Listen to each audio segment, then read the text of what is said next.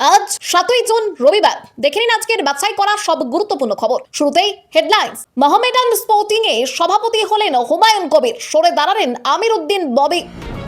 শওকত মোল্লার গ্রেপ্তারিতে ভাঙড়ে উচ্ছ্বাস, মিষ্টি বিলি করলেন আরাবুল ইসলাম। 2019-এ সিএএ বিরোধী আন্দোলনের হিংসার তদন্তে বিশেষ সেল, ক্ষতিপূরণ আদায়ের নির্দেশ মুখ্যমন্ত্রীর। ভাঙড়ে বিস্ফোরণ মামলায় শওকত মোল্লার 14 দিনের এনআইএ হেফাজত। আগামী ইন্ডিয়া জোটের বৈঠকে থাকছে তৃণমূল, দিল্লি রওনা দিলেন অভিষেক বন্দ্যোপাধ্যায়। তৃণমূল ছাড়ছেন দেব রচনা, বিজেপিতে যোগদান নিয়ে চর্চা তুঙ্গে। এছাড়াও রয়েছে আরো বেশ কিছু খবর। বাংলা পলিটিক্সের সমস্ত খবর প্রতিদিন সকালে দেখতে সাবস্ক্রাইব করুন আমাদের বি পলিটিক্স চ্যানেলটি। আর একটা লাইক করার অনুরোধ রইল। আপনার একটা লাইক আমাদের কাজ করার উৎসাহ অনেকটাই বাড়িয়ে দেয়। এবার আসছি বিস্তারিত সংবাদে। মোহামেডান স্পোর্টিং ক্লাবের নেতৃত্বে বড় পরিবর্তন এলো। ক্লাবের নতুন সভাপতি হিসেবে দায়িত্ব গ্রহণ করলেন আম জনতা উন্নয়ন পার্টির প্রতিষ্ঠাতা এবং নওদার বিধায়ক হুমায়ুন কবির। প্রায় 9 বছর ধরে সভাপতি পদে থাকার পর দায়িত্ব ছাড়লেন আমির উদ্দিন ববি। শনিবার ট্রাস্টি বোর্ড এবং কার্যকারী কমিটির বৈঠকের পর আনুষ্ঠানিকভাবে এই সিদ্ধান্ত ঘোষণা করা হয়। হুমায়ুন কবিরকে সভাপতি করার কারণ ব্যাখ্যা করতে গিয়ে আমির উদ্দিন ববি বলেন, ক্লাবের ভবিষ্যৎ উন্নয়নের স্বার্থেই এই সিদ্ধান্ত নেওয়া হয়েছে। তাদের মতে হুমায়ুন কবিরের নেতৃত্বে ক্লাব নতুনভাবে এগিয়ে যেতে পারবে। নতুন দায়িত্ব গ্রহণের পর হুমায়ুন কবির বলেন, কয়েকজন মানুষ মিলে একটি বড় ক্লাব পরিচালনা করা সম্ভব নয়। ক্লাবের উন্নয়নের জন্য সকলের সহযোগিতা প্রয়োজন। তিনি সমর্থকদের ক্লাবের সঙ্গে আরো ঘনিষ্ঠভাবে যুক্ত থাকার আহ্বান জানান এবং ব্যক্তিগত আক্রমণের রাজনীতি থেকে দূরে থাকার পরামর্শ দেন। ক্লাবের ভবিষ্যৎ পরিকল্পনা নিয়ে হুমায়ুন কবির বলেন, মুখ্যমন্ত্রী শুভেন্দু অধিকারী এবং ক্রীড়ামন্ত্রী নিশীথ প্রামাণিকের সঙ্গে আলোচনা করে পরবর্তী পদক্ষেপ নির্ধারণ করা হবে। একই সঙ্গে তিনি বলেন, রাজনীতি ও ময়দানকে সম্পূর্ণ আলাদা করা সম্ভব নয়, তবে কোনো একক রাজনৈতিক প্রভাবের পরিবর্তে ভারসাম্যপূর্ণ পরিবেশ গড়ে তোলার চেষ্টা করা হবে। এছাড়াও ক্লাবের স্বার্থে প্রয়োজন হলে নওশাদ সিদ্দিকীর সঙ্গেও একযোগে কাজ করতে তার কোনো আপত্তি নেই বলে জানান তিনি। হুমায়ুন কবিরের হাতে নেতৃত্বের দায়িত্ব যাওয়ার পর মোহামেডান স্পোর্টিং এর সমর্থকদের মধ্যে নতুন আশার সঞ্চার হয়েছে। এখন দেখার, আর্থিক সংকট কাটিয়ে দেশের অন্যতম ঐতিহ্যবাহী এই ক্লাবকে তিনি কত দ্রুত সাফল্যের পথে ফিরিয়ে আনতে পারেন। শওকত মোল্লার গ্রেপ্তারিতে ভাঙড়ে উচ্ছ্বাস, মিষ্টি বিলি করলেন আরাবুল ইসলাম। এনআইএর হাতে গ্রেপ্তার হয়েছেন ক্যানিং পূর্বের প্রাক্তন তৃণমূল বিধায়ক শওকত মোল্লা। ভাঙড় বিস্ফোরণ কাণ্ডে তাকে মূল সন্দেহভাজন হিসেবে উল্লেখ করেছে জাতীয় তদন্তকারী সংস্থা।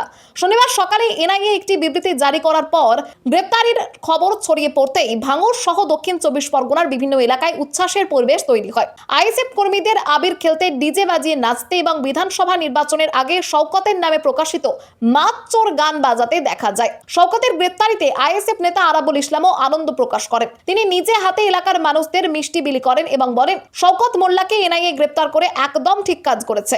আমি এই ঘটনায় অত্যন্ত খুশি। আরাবুলের অভিযোগ, শওকতের উদ্দেশ্য ছিল নির্বাচনে ভাঙড় এবং ক্যানিং এর সব বুথ দখল করা এবং তার নামে একাধিক খুনের অভিযোগ রয়েছে। তিনি আরও দাবি করেন, ভাঙড় ও ক্যানিং এর মানুষের ওপর অত্যাচারের জন্য শওকতের বিরুদ্ধে ব্যাপক ক্ষোভ রয়েছে, যেখানে গণতান্ত্রিক পরিবেশ ছিল না। তৃণমূল ছাড়ছেন দেব রচনা, বিজেপিতে যোগদান নিয়ে চর্চা তুঙ্গে। তৃণমূল কংগ্রেসে তারকাদের উপস্থিতি আরো কমতে পারে বলে রাজনৈতিক মহলে জোর গুঞ্জন শুরু হয়েছে। সূত্রের দাবি, তৃণমূলের 2 তারকা সাংসদ দেব এবং রচনা বন্দ্যোপাধ্যায় দল ছাড়ার বিষয়ে ভাবনা চিন্তা শুরু করেছেন। এমনকি ঘাটালের সাংসদ দেব নাকি ইতিমধ্যেই দলনেত্রী মমতা বন্দ্যোপাধ্যায়কে নিজের সিদ্ধান্তের কথা জানিয়েছেন বলেও খবর। সূত্রের দাবি, দল থেকে তাকে বহিষ্কার করারও প্রস্তাবও নাকি তিনি দিয়েছেন। তবে দেবের এই প্রস্তাবে এখনো কোনো পদক্ষেপ করেনি তৃণমূল নেতৃত্ব। অন্যদিকে রাজনৈতিক মহলে জোর আলোচনা যে হুগলির সাংসদ রচনা বন্দ্যোপাধ্যায়ও দলত্যাগের বিষয়ে সিদ্ধান্তের খুব কাছাকাছি পৌঁছে গিয়েছেন। সূত্রের খবর, দিল্লিতে বিজেপি নেতৃত্বের সঙ্গে বৈঠকের পর তিনি নতুন রাজনৈতিক পথ বেছে নেওয়ার বিষয়ে ভাবছেন। একই সঙ্গে দেবও তৃণমূল ছাড়ার বিষয়ে দলের এক বিদ্রোহী বর্ষিয়ান সাংসদের সঙ্গে আলোচনা করেছেন বলে জানা গিয়েছে। যদিও কবে তারা আনুষ্ঠানিকভাবে দল ছাড়বেন সে বিষয়ে এখনো স্পষ্ট কোনো তথ্য সামনে আসেনি। নাম প্রকাশে অনিচ্ছুক এক তৃণমূল নেতার দাবি, দেবের প্রস্তাব দলনেত্রীর কাছে পৌঁছেছে, তবে এখনো কোনো সিদ্ধান্ত হয়নি। রাজনৈতিক মহলের একাংশের মতে, বিভিন্ন বিতর্কিত মামলার চাপ থেকে বেরোতেই তিনি রাজনৈতিক অবস্থান বদলের কথা ভাবছেন। গত কয়েকদিন তৃণমূল নেতৃত্বের বিরুদ্ধে একাধিক মন্তব্য করেছেন দেব। বিশেষ করে অরূপ বিশ্বাস ও স্বরূপ বিশ্বাসকে নিয়ে তার বক্তব্য রাজনৈতিক মহলে যথেষ্ট আলোড়ন ফেলেছে। স্বরূপ বিশ্বাসের গ্রেপ্তারি প্রসঙ্গে তিনি অভিযোগ করেন, তার সিনেমা মুক্তি এবং প্রদর্শন নিয়ে অতীতে নানা বাধার মুখে পড়তে হয়েছিল। পাশাপাশি তিনি দাবি করেন, চলচ্চিত্র শিল্পের উন্নয়নের সুযোগ থাকা সত্ত্বেও সেই সুযোগ কাজে লাগানো হয়নি। অন্যদিকে আরও একটি সূত্রের দাবি, সাংসদ পদও ছেড়ে দিতে পারেন দেব। রাজনীতি থেকে দূরে সরে গিয়ে তিনি সম্পূর্ণভাবে চলচ্চিত্র জগতেই মনোনিবেশ করতে চান বলেও জল্পনা তৈরি হয়েছে। 2019-এর সিএএ বিরোধী আন্দোলনের হিংসার তদন্তে বিশেষ সেল, ক্ষতিপূরণ আদায়ের নির্দেশ মুখ্যমন্ত্রীর। নাগরিকত্ব সংশোধনী আইন বা সিএএ বিরোধী আন্দোলনের নামে 2019 সালে রাজ্য জুড়ে সরকারি সম্পত্তি ভাঙচুর ও অগ্নিসংযোগের ঘটনাগুলির নতুন করে তদন্তের নির্দেশ দিয়েছেন মুখ্যমন্ত্রী শুভেন্দু অধিকারী।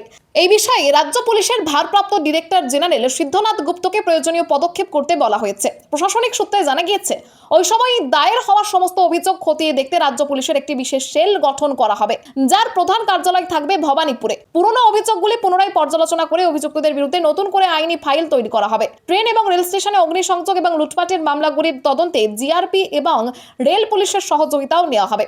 মুখ্যমন্ত্রী স্পষ্ট জানিয়েছেন, তদন্তে সরকারি সম্পত্তি নষ্ট বা অগ্নিসংযোগের অভিযোগ প্রমাণিত হলে সংশ্লিষ্ট ব্যক্তির কাছ থেকে সমস্ত ক্ষয়ক্ষতির আর্থিক ক্ষতিপূরণ আদায় করা হবে। 2019 সালে সিএএ কার্যকর হবার পর রাজ্যের বিভিন্ন এলাকায় হিংসার ঘটনা ঘটে। প্রশাসনের মতে সবথেকে বেশি ক্ষয়ক্ষতির ঘটনা ঘটেছিল মুর্শিদাবাদ এবং উলুবেড়িয়ায়। ক্ষমতার বদলের পর সেই পুরনো মামলাগুলি এবার নতুন করে তদন্তের আওতায় আনা হচ্ছে। প্রাক্তন তৃণমূল বিধায়ক শওকত মোল্লাকে 14 দিনের এনআইএ হেফাজতে পাঠিয়েছে আদালত। শুক্রবার রাতে গ্রেপ্তারের পর শনিবার তাকে আদালতে পেশ করে এনআইএ। তদন্তকারী সংস্থার দাবি, শওকত মোল্লা অত্যন্ত প্রভাবশালী ব্যক্তি এবং বাইরে থেকে তদন্ত প্রভাবিত করতে পারেন। আদালত সেই যুক্তি মেনে তাকে এনআইএ হেফাজতে পাঠানোর নির্দেশ দেয়। এনআইএ আদালতে জানায়, বিস্ফোরণের পর শওকত মোল্লা ফোনে একাধিক নির্দেশ পাঠিয়েছিলেন এবং তার মোবাইল ফোন থেকে গুরুত্বপূর্ণ তথ্য মিলেছে। তদন্তকারীদের দাবি, বিস্ফোরণের ঘটনায় জড়িত এবং আহত কয়েকজন ব্যক্তির সঙ্গে তার নিয়মিত যোগাযোগ ছিল, যার প্রমাণ কল ডিটেল রেকর্ড বিশ্লেষণে পাওয়া গেছে। তার মোবাইল ফোন বাজেয়াপ্ত করে ফরেনসিক পরীক্ষার জন্য পাঠানো হয়েছে। অন্যদিকে শওকত মোল্লার আইনজীবী সমস্ত অভিযোগ অস্বীকার করে দাবি করেন, ঘটনার সময় তিনি বিস্ফোরণ স্থল থেকে প্রায় 40 কিলোমিটার দূরে ছিলেন এবং বিস্ফোরণের বিষয়ে জানতেনও না। তবে এনআইএর বক্তব্য, মামলা তদন্ত অত্যন্ত গুরুত্বপূর্ণ পর্যায়ে রয়েছে এবং বিস্ফোরণের পরিকল্পনা ও নেপথ্যের যোগাযোগ সম্পর্কে তার আরও তথ্য জানতে দীর্ঘ সময় ধরে জিজ্ঞাসাবাদ প্রয়োজন। এই ঘটনাকে ঘিরে রাজ্যের রাজনৈতিক মহলে বিতর্ক আরও তীব্র হয়েছে। আগামীকাল ইন্ডিয়া জোটের বৈঠকে থাকছে তৃণমূল। দিল্লি রওনা দিলেন অভিষেক বন্দ্যোপাধ্যায়। বাংলায় নতুন সরকারের শপথ এবং সাম্প্রতিক রাজনৈতিক পালা বদলের আবহে আগামী 8ই জুন অর্থাৎ আগামীকাল দিল্লিতে ইন্ডিয়া জোটের গুরুত্বপূর্ণ বৈঠকে যোগ দিতে চলেছেন মমতা বন্দ্যোপাধ্যায় এবং অভিষেক বন্দ্যোপাধ্যায়। সেই বৈঠকে অংশ নিতেই শনিবারই দিল্লির উদ্দেশ্যে রওনা দিয়েছেন অভিষেক। সদ্য সমাপ্ত নির্বাচনে তৃণমূলের পরাজয়ের পর দলের অন্দরের টালমাটাল পরিস্থিতির মধ্যেই এই বৈঠক রাজনৈতিকভাবে তাৎপর্যপূর্ণ বলে মনে করা হচ্ছে। লোকসভা ভোটের পর সমাজবাদী পার্টির নেতা অখিলেশ যাদব মমতা বন্দ্যোপাধ্যায়ের সঙ্গে দেখা করেছিলেন। পাশাপাশি অভিষেক বন্দ্যোপাধ্যায়ের উপর হামলার ঘটনায় রাহুল গান্ধী সহ ইন্ডিয়া জোটের একাধিক শীর্ষ নেতা প্রতিবাদ জানিয়েছিলেন। ওই সময় পাশে থাকার জন্য বিরোধী শিবিরের নেতাদের ধন্যবাদও জানিয়েছিলেন অভিষেক। আগামীকাল সোমবার কনস্টিটিউশন ক্লাবে অনুষ্ঠিত বৈঠকে মল্লিকার্জুন খার্গে, এর পাশাপাশি রাহুল গান্ধী, অখিলেশ যাদব, উদ্ধব ঠাকরে এবং তেজস্বী যাদব সহ বিরোধী জোটের শীর্ষ নেতৃত্ব উপস্থিত থাকবেন। রাজনৈতিক মহলের মতে ইন্ডিয়া জোটের মধ্যে সমন্বয় আরও জোরদার করা এবং মোদী সরকারের বিরুদ্ধে ভবিষ্যৎ রণকৌশল নির্ধারণের ক্ষেত্রে এই বৈঠক গুরুত্বপূর্ণ ভূমিকা নিতে পারে।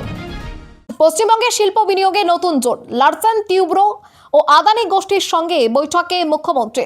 রাজ্যে রাজনৈতিক পালা বদলের পর শিল্পায়ন এবং বিনিয়োগ নিয়ে নতুন করে জল্পনা শুরু হয়েছে। সেই আবহে আদানি গোষ্ঠীর সঙ্গে বৈঠকে দুদিনের মাথায় শনিবার কলকাতা বিমানবন্দরে লারসেন অ্যান্ড টিউব্রোর চেয়ারম্যান এসএন সুব্রানমের সঙ্গে আধ ঘন্টা বৈঠক করেন মুখ্যমন্ত্রী শুভেন্দু অধিকারী। বৈঠকের ছবি এক্স মাধ্যমে পোস্ট করে তিনি জানান, শিল্প বিনিয়োগ বৃদ্ধি, পরিকাঠামোর উন্নয়ন এবং যুব সমাজের কর্মসংস্থান তৈরির মতো বিষয়গুলি নিয়ে আলোচনা হয়েছে। পশ্চিমবঙ্গের শিল্পায়ন এবং ব্যাপক বিনিয়োগের কার্যকরী পরিবেশ গড়ে তোলায় সরকারের প্রধান লক্ষ্য বলেও উল্লেখ করেন তিনি। এই বৈঠকে তিনি পশ্চিমবঙ্গের শিল্প পুনর্জাগরণের ক্ষেত্রে ইতিবাচক পদক্ষেপ বলে বর্ণনা করেছেন। এর আগে বুধবার নবান্নে আদানি গোষ্ঠীর কর্ণধার গৌতম আদানির বড় ছেলে করণ আদানির সঙ্গে মুখ্যমন্ত্রীর বৈঠকে পরিকাঠামোর উন্নয়ন, বিদ্যুৎ ক্ষেত্র, লজিস্টিক হাব এবং গ্রিনফিল্ড সড়ক নির্মাণ নিয়ে আলোচনা হয়। অর্থনৈতিক ও রাজনৈতিক পর্যবেক্ষকদের মতে দেশের শীর্ষ শিল্প গোষ্ঠীগুলির সঙ্গে এই ধারাবাহিক বৈঠক বাংলায় বিনিয়োগ এবং কর্মসংস্থানের নতুন সম্ভাবনা তৈরি করতে পারে। বহরমপুর ছাড়তে নারাজ ইউসুফ পাঠান, মমতার প্রস্তাব প্রত্যাখ্যান ঘিরে জোর চর্চা।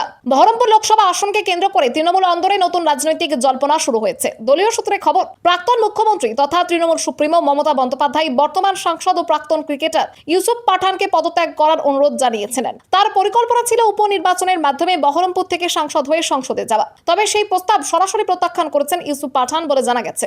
সূত্রের দাবি, সৌরভ গাঙ্গুলির মাধ্যমে এই অনুরোধ ইউসুফের কাছে পৌঁছেছিল, কিন্তু ইউসুফ পাঠান প্রধানের স্পষ্ট বক্তব্য, জনগণের রায়কে অবমাননা করা যাবে না। তিনি জানিয়েছেন, বহরমপুরের মানুষ বিপুল ভোটে তাকে নির্বাচিত করেছেন এবং মাত্র 2 বছর আগে পাওয়া সেই জনসমর্থনের অমর্যাদা করে তিনি কোনোভাবেই সাংসদ পদ থেকে ইস্তফা দেবেন না। এদিকে ইউসুফের এই অবস্থানের পর মমতা বন্দ্যোপাধ্যায় বিকল্প হিসেবে বসিরহাট লোকসভা আসন থেকে সংসদে যাওয়ার পরিকল্পনা করছেন বলে খবর। পাশাপাশি বিধায়ক ও এজেইউপির চেয়ারম্যান হুমায়ুন কবির মুর্শিদাবাদের রেজিনগর থেকে মমতাকে নির্বাচনে লড়াইয়ের প্রস্তাব দিয়েছেন বলেও জানা যাচ্ছে। উন্নয়নের বিরোধী ছিল তৃণমূল। চিংড়িঘাটা মেট্রো নিয়ে তৃণমূলকে নিশানা রেলমন্ত্রীর। চিংড়িঘাটা মেট্রো প্রকল্পের কাজ দীর্ঘদিন আটকে থাকার জন্য আগের তৃণমূল সরকারকে দায়ী করলেন রেলমন্ত্রী অশ্বিনী বৈষ্ণব। রবিবার কলকাতায় এসে প্রকল্পের অগ্রগতি খতিয়ে দেখতে তিনি দাবি করেন, প্রায় 2 বছর ধরে আটকে থাকা কাজ বিজেপি সরকার ক্ষমতায় আসার পর মাত্র 120 ঘন্টার মধ্যে এগিয়েছে। তার অভিযোগ, হাইকোর্টের নির্দেশের পরেও আগের সরকার প্রয়োজনীয় সহযোগিতা করেনি এবং উন্নয়নের বিরোধিতা করেছে। রেলমন্ত্রী জানান, কলকাতা মেট্রো মধ্যবিত্ত ও নিম্ন মধ্যবিত্ত মানুষদের জন্য অত্যন্ত গুরুত্বপূর্ণ একটি প্রকল্প। তার দাবি, 1972 সালে প্রকল্প শুরু হবার পর 42 বছরে 28 কিলোমিটার কাজ হলেও নরেন্দ্র মোদীর 12 বছরে 45 কিলোমিটার কাজ সম্পন্ন হয়েছে। তিনি আরো বলেন, চিংড়িঘাটা প্রকল্পের অনুমতি পেলে রেল কর্তৃপক্ষকে আদালতের দ্বারস্থ হতে হয়েছিল এবং সুপ্রিম কোর্টেও তৃণমূল সরকার ধাক্কা খেয়েছিল। উল্লেখ্য, মুখ্যমন্ত্রী শুভেন্দু অধিকারী দায়িত্ব নেওয়ার পর নিউ গড়িয়া টু বিমানবন্দর মেট্রো প্রকল্পের চিংড়িঘাটা অংশের কাজ দ্রুত শেষ করার উদ্যোগ নেন। বর্তমানে 366 মিটার অংশের কাজ সম্পূর্ণ হলে বছরের শেষ দিকে নিউ গড়িয়া থেকে সেক্টর 5 পর্যন্ত মেট্রো চলাচল শুরু হতে পারে বলে আশা করা হচ্ছে। লালু প্রসাদ যাদবের জেড প্লাস নিরাপত্তা প্রত্যাহার করেছে বিহার সরকার। লাঠি হাতে বাংলো পাহারায় আরজেডি কর্মীরা। বিহারের ভিআইপিদের নিরাপত্তা ব্যবস্থা পর্যালোচনার পর রাজ্য সরকার আরজেডি সুপ্রিমো লালু প্রসাদ যাদব এবং তার স্ত্রী রাবড়ি দেবীর জেড প্লাস ক্যাটাগরির নিরাপত্তা প্রত্যাহার করেছে। এই সিদ্ধান্তে ক্ষুব্ধ হয়ে তারা সরকারি বাসভবনে পাঠানো নতুন নিরাপত্তা বাহিনী ফিরিয়ে দেন। এরপর পাটনার 10 নম্বর সার্কুলার রোডের বাংলোর সামনে আরজেডি কর্মীদের লাঠি হাতে পাহারা দিতে দেখা যায়। সরকার জেড প্লাস নিরাপত্তার পরিবর্তে বিহার স্পেশাল আর্মড পুলিশের হাউস গার্ড, জেলা পুলিশের বডিগার্ড, পাইলট কার ও বুলেট প্রুফ গাড়ির ব্যবস্থা করলেও রাবড়ি দেবী একে রাজনৈতিক প্রতিহিংসা বলে আখ্যা দেন। প্রতিবাদে তার ছেলে ও বিরোধী দলনেতা তেজস্বী যাদব নিজেই ওয়াই ক্যাটাগরির নিরাপত্তাও ফিরিয়ে দিয়েছেন। এদিকে কন্যা রোহিণী আচার্য অভিযোগ করেছেন, পরিবারের ক্ষতি করার উদ্দেশ্যেই নিরাপত্তা কমানো হয়েছে। একই সঙ্গে রাবড়ি দেবীকে সরকারি বাংলো খালি করার নির্দেশ ঘিরেও বিতর্ক তৈরি হয়েছে। তিনি স্পষ্ট জানিয়েছেন, সরকার চাইলে জোর করে উচ্ছেদ করুক, কিন্তু তিনি স্বেচ্ছায় বাড়ি ছাড়বেন না। ডিমের ভয়, আদালত চত্বরে লুঙ্গি তুলে দৌড় ধৃত তৃণমূল নেতার। ভোট পরবর্তী হিংসা, জমি দখল, তোলাবাজি সহ একাধিক অভিযোগে দেগঙ্গার পঞ্চায়েত সমিতির বন এবং ভূমি কর্মাধ্যক্ষ রবিউল ইসলামকে গ্রেপ্তার করেছে পুলিশ। শনিবার তাকে বারাসাত আদালতে পেশ করা হলে বিশৃঙ্খলা এড়াতে গাড়ি থেকে নামানোর পর পুলিশ কর্মীরা তাকে দৌড় করিয়ে আদালত কক্ষে নিয়ে যান। পরে বিচারক তাকে পুলিশ হেফাজতের নির্দেশ দেন। পুলিশ সূত্রে জানা গেছে, দীর্ঘদিন ধরে তার বিরুদ্ধে প্রভাব খাটিয়ে জমি দখল, ভেড়ি তৈরির নামে জমির মালিকদের অর্থ না দেওয়া এবং এলাকায় আতঙ্কের পরিবেশ তৈরি করার অভিযোগ জমা পড়ছিল।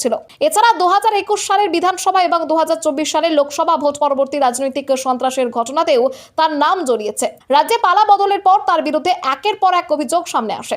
আদালতে পেশের আগে উত্তেজনার আশঙ্কায় তাকে ভোরেই অন্যত্র সরিয়ে নিয়ে যাওয়া হয়েছিল। এদিন আদালতে নিয়ে যাওয়ার সময় তাকে লুঙ্গি তুলে দৌড়তে দেখা যায়। বিজেপি নেতা তরুণ কান্তি ঘোষ দাবি করেছেন, শুধু একজনকে গ্রেপ্তার করলেই হবে না, গোটা চক্রের বিরুদ্ধে তদন্ত করে কঠোর ব্যবস্থা নেওয়া প্রয়োজন। পুলিশের নিরাপত্তার কারণে আদালত চত্বরে কোনো অপ্রীতিকর ঘটনা ঘটেনি। গ্রেপ্তার তো সবে শুরু, জেলে জায়গা থাকবে না, বিস্ফোরক দিলীপ ঘোষ। রাজ্যের বিভিন্ন প্রান্তে একের পর এক তৃণমূল নেতা কর্মীর গ্রেপ্তারি নিয়ে কড়া মন্তব্য করলেন পঞ্চায়েত মন্ত্রী দিলীপ ঘোষ। শনিবার বারাকপুর সাহেববাগানে সেন্ট্রাল রিসার্চ ইনস্টিটিউটের আয়োজিত এক অনুষ্ঠানে তিনি তৃণমূল নেতা কর্মীদের গ্রেপ্তারি সবে শুরু হয়েছে, ভবিষ্যতে এই ধারা আরো চলবে। তার কথায়, জেলে জায়গা থাকবে না, নতুন জেল বানাচ্ছি আমরা। সাংবাদিকদের মুখোমুখি হয়ে রাজ্যের বিভিন্ন এলাকায় পুকুর থেকে উদ্ধারের প্রসঙ্গও তোলেন তিনি। এর পাশাপাশি দিলীপ ঘোষের দাবি, অস্ত্র উদ্ধারের অভিযান এখনো শেষ হয়নি এবং তদন্ত যতই এগোবে ততই নতুন তথ্য সামনে আসবে। তিনি আরো বলেন, এতদিন অনেকেই অভিযোগ জানাতে সাহস পেতেন না, কিন্তু এখন সাধারণ মানুষ মুখ খুলতে শুরু করেছেন। এছাড়া মুর্শিদাবাদের বেলডাঙ্গার ঘটনার প্রসঙ্গ টেনে তিনি জানান, মুখ্যমন্ত্রী ইতিমধ্যেই ওই ঘটনার ফাইল নতুন করে খোলার নির্দেশ দিয়েছেন। তার দাবি, তদন্তের মাধ্যমে অস্ত্র উদ্ধার হবে এবং দোষীদের বিরুদ্ধে ব্যবস্থা নেওয়া হবে। দিলীপ ঘোষের এই মন্তব্য ঘিরে রাজনৈতিক মহলে নতুন করে জোর চর্চা শুরু হয়েছে। মমতাদির সঙ্গে আছি, কিন্তু বারবার একই ভুলের সঙ্গে নেই, বিস্ফোরক কুণাল ঘোষ। 26শে বিধানসভা নির্বাচনে ভরাডুবির পর তৃণমূলে ভাঙনের ধারা শুরু হয়েছে। ঋতব্রত বন্দ্যোপাধ্যায় ও সন্দীপন সাহাদের হাত ধরে নতুন তৃণমূলের আত্মপ্রকাশ এবং সাম্প্রতিক সাংগঠনিক রদ বদলের আবহে বেলেঘাটা তৃণমূল বিধায়ক কুণাল ঘোষ সামাজিক মাধ্যমে একটি ইঙ্গিতপূর্ণ পোস্ট করেন। পোস্টে তিনি জানান যে তিনি তৃণমূল কংগ্রেসের বিধায়ক এবং মমতা বন্দ্যোপাধ্যায়ের সঙ্গেই আছেন। পাশাপাশি ভোটের 1 মাসের মধ্যে যারা রহস্যজনক ব্যক্তিগত স্বার্থে প্রতিপক্ষের পৃষ্ঠপোষকতায় মমতার সঙ্গে বিশ্বাসঘাতকতা করেছে তাদের তিনি সমর্থন করেন না বলেও উল্লেখ করেন। তবে একই সঙ্গে কুণাল ঘোষ বলেন, দলের ভুল ত্রুটি সংশোধনের বদলে যদি বিভিন্ন স্তরে ভুল চলতেই থাকে তাহলে তিনি চোখ বুজে থাকতে পারবেন না। বিভিন্ন জেলা থেকে কর্মী, ছাত্র ও যুবদের কাছ থেকে পাওয়া মতামত তিনি শুনছেন এবং তাদের সঙ্গে বৈঠকেও বসবেন বলে জানান। পোস্টের শেষে তিনি লেখেন, মমতাদির সঙ্গে আছি কিন্তু বারবার একই ভুলের সঙ্গে নেই, বিশ্বাসঘাতকতাতেও নেই। এই মন্তব্য ঘিরে রাজনৈতিক মহলে নতুন করে জল্পনা শুরু হয়েছে।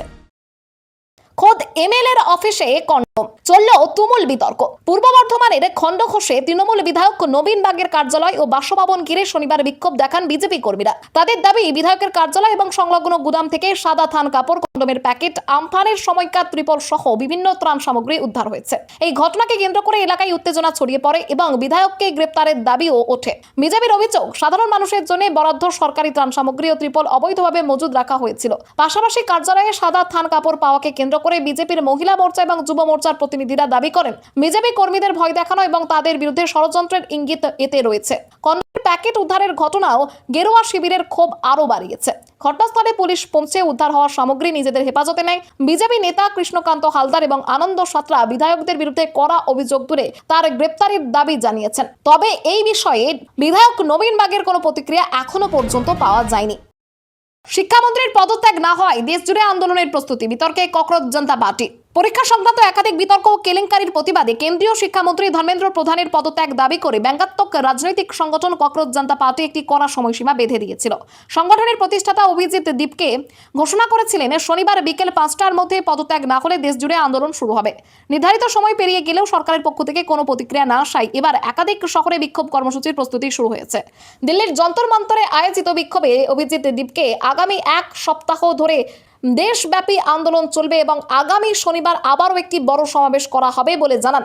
আন্দোলনের মূল ইস্যু হিসেবে নিট পরীক্ষার প্রশ্নপত্র ফাঁস এবং সিবিএসইর ওএসএম মূল্যায়ন প্রক্রিয়ার অনিয়মের কথা তুলে ধরা হয়েছে। তবে বিক্ষোভের পর ককরোচ জনতা পার্টির বিরুদ্ধে দেশ বিরোধী কার্যকলাপ এবং বিদেশি অর্থায়নের অভিযোগে এফআইআর দায়ের হয়েছে। ফলে আন্দোলনের পাশাপাশি সংগঠনটির বিরুদ্ধে হওয়া অভিযোগ নিয়েও নতুন বিতর্ক শুরু হয়েছে। খবর আজকের মতো এখানেই শেষ। আবার আসছি আগামীকাল সকালে। পরবর্তী খবরের জন্য